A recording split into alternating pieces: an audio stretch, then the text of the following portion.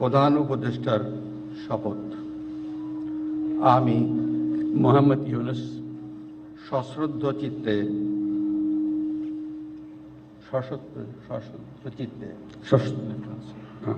সশ্রদ্ধ চিত্তে শপথ গ্রহণ করিতেছি যে আমি আইন অনুযায়ী অন্তর্বর্তীকালীন সরকারের প্রধান উপদেষ্টা পদের কর্তব্য বিশ্বস্ততার সহিত পালন করিব। আমি বাংলাদেশের প্রতি অকৃত্রিম বিশ্বাস ও আনুগত্য পোষণ করিব।